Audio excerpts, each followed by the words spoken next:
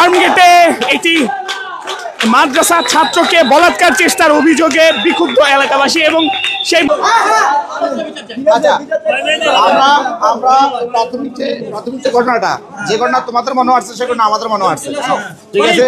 আমরা ওনাদেরকে যে ভিকটিম যে অভিযোগ দিয়েছে সেই অভিযোগের ভিত্তিতে আমরা ওনাদেরকে থানা নিয়ে যাচ্ছি, পরবর্তী থানায় যে আমরা আইনগত ব্যবস্থা গ্রহণ করবো, ঠিক আছে। আমাদের কাজ করতে হবে।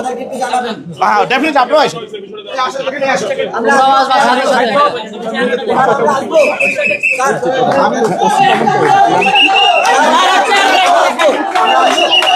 যেমনটি দেখছেন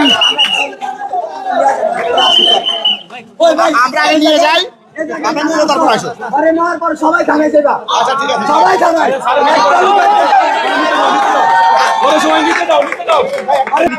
এটা আপনারা শুনছেন নিশ্চয়ই। আমি অ্যাকশন পেলে আমার একটা কাজ করতে চাই, আমরা একটা কাজ, ঠিক আছে।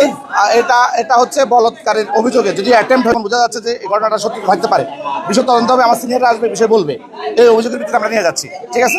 আমাদের একটা কাজ করতে দেন, বাকিটা আমরা পরবর্তী। যেমনটি আপনাদেরকে দেখানোর চেষ্টা করছি, যিনি তেজগাঁও থানার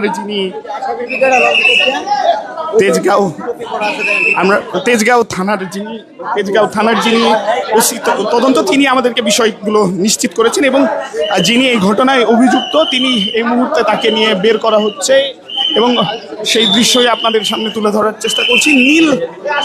নীল পাঞ্জাবি পরা যেই,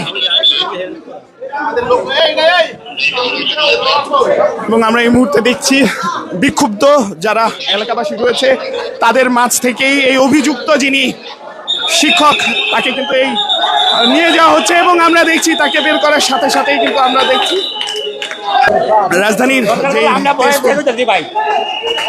যেই তেজকুনি পাড়া এলাকা রয়েছে সেই এলাকায় একটি মাদ্রাসা ছাত্রকে বলাৎকার চেষ্টার অভিযোগে মূলত আটক করা হয়েছে একজন মাদ্রাসা শিক্ষককে এবং সেই ঘটনাই আপনাদের সামনে তুলে ধরার চেষ্টা করছি এবং আমরা দেখছি স্থানীয় যারা রয়েছেন তারা কিন্তু এই মুহূর্তে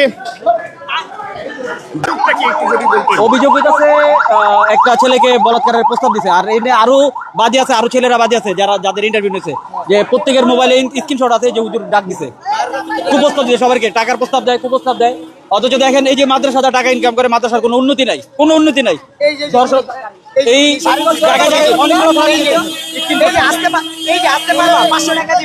তিনি অনেক আগে থেকে আমাদেরকে এইসব কথা বলে, আমাদেরকে বলে মিরপুর আসো, তোমাদেরকে আমরা গাড়ি ভাড়া দিয়ে দিব, এমনকি 500 টাকা দিয়ে দিবে, বলে কি